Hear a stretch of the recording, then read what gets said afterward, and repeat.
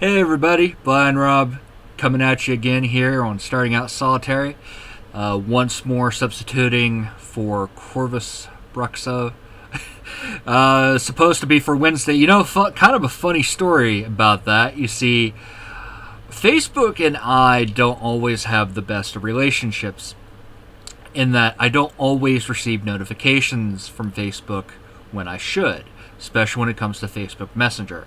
And unfortunately, when Tara sent me the message earlier this week that I was, supposed to cover in and substitute for Corvus, I never got that notification, never got that message. And that's no one's fault. No one's to blame for that. It happens. It's one of the main reasons why I have issues with Facebook from time to time. And I would have done the video yesterday, Thursday, when I finally did receive a message and did actually receive the notification for that message. Unfortunately, I've been sick here recently this past week, really badly.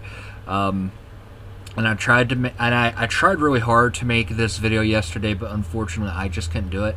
I couldn't stomach it, so I ended up spending most of yesterday sleeping off a couple of different things that I've been dealing with. I'm still kind of under the weather. I'm not sure if you all can tell or not, but I'm well enough today to actually get on camera and do this video. So yeah, and I'm trying to play around with the audio with my video, especially on here a bit. I've received comments in the past, from people previously, that they have a hard time hearing my videos with the air conditioner turned on full blast. Thankfully, summer is over. We're going into fall, and so that that kind of makes it a little bit easier. I can switch over to using the fan. Yes, you will still hear the fan in the background. I'm sorry, I can't help that. I gotta have some cool air. I live in the attic portion of my house. It is really hot and stuffy, up here, literally all year round. So I gotta have some relief. But I have the fan on the lowest setting possible. So while you will hear that in the background, hopefully it won't be nowhere near as bad as what the volume of the air conditioner was as far as background noise in my previous videos. I don't know. We shall see. Also, another thing that I've tried to do is I've increased the volume settings on my microphone to the fullest possible. Hopefully that will help. Anyway, on with the video at hand. So, this week is 229, if I remember correctly. And we're talking about spiritual bigotry. There's a lot I can say about spiritual bigotry, but I would only be able to do so if I had more time to prepare. So I'm going to try to keep this as brief as possible. Yes, I know I tend to fail at any attempt at being as brief as possible. It is by my nature to be very wordy, but I will keep trying until I can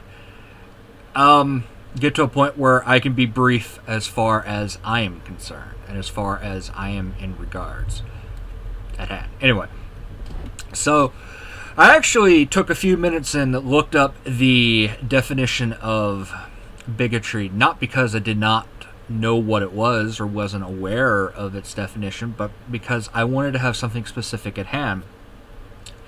I'm of the belief that if you're going to do something, do it right. And also, if you're going to talk about concepts, you need to know the meanings of the concepts. Regardless, if you know in your mind and your heart of hearts what it is, it's still good to brush up on it from time to time, just so that you know and just so that you make sure. Double checking, triple checking never hurts anyone.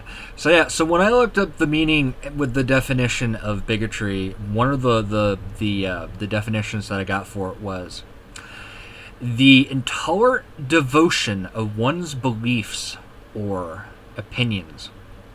Basically clinging to one's opinions, one's beliefs, without any regards of or any possibility of adapting, evolving, growing in one's worldview, one's mindset, one's beliefs.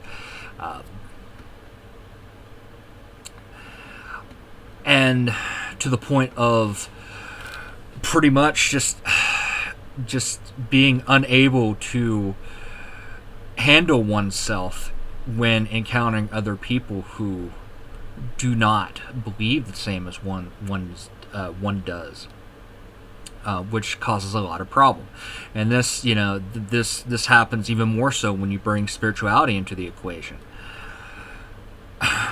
As far as I'm concerned, bigotry is what happens when one's criticisms, one's biases, I think is how you pronounce the plural of that, one's judgments of things is allowed to become crystallized and stagnant to the point where disgust, hatred consumes everything within you, to the point where it's hatred. You're drowned in hatred. And this is something that you see a lot when spiritual bigotry comes into play. So, what to do when one deals with spiritual bigotry? Either experience it in oneself, or observing it, experiencing it with dealing with other people, interacting with other people. First and foremost, do you know the person that you're dealing with? Do you believe that you can persuade them, to attempt to have open dialogue with them, to try to open their mind and open their heart, even if it's just a tiny bit? Knowing whether or not a situation is good enough, whether or not the battle at hand is one that you think that you can win, or that is even worth fighting, is extremely important, because knowing when the right time is to stand up and face people who are intolerant, who are bigoted, or to leave, to withdraw, to retreat, to save your energy, to not waste your energy, to not waste your precious time and energy. Sometimes it needs to happen. But first and foremost, you need to make sure that you yourself are not bigoted.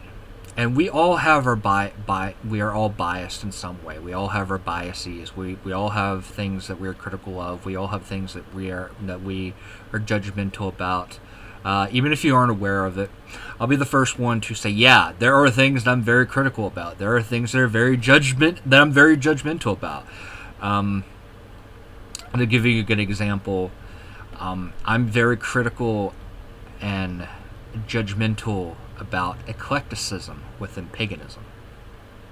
Now, one of the things that I do to make sure that I do not allow my personal criticisms, my personal judgments to crystallize and stagnate into hatred, into into bigotry, is to temper it, to balance it out with compassion, with understanding, to make sure that I do not allow my mind and my heart to close to the situation at hand, to the topic at hand, to the person I'm dealing with.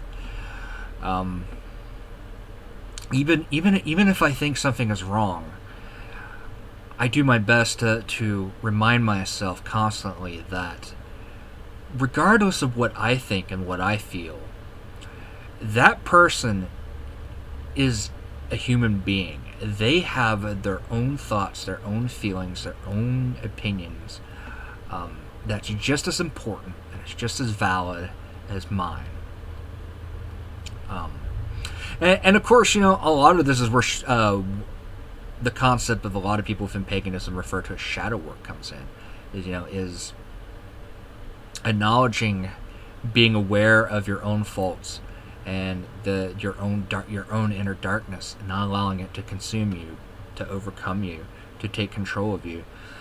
And so, in essence, I think that when you come in contact with people who are being bigoted, you do what you can to stand up against them if you feel that it's necessary, if you feel that it's important, if you feel that you are in a position that you are able to, because not everyone can do that all the time.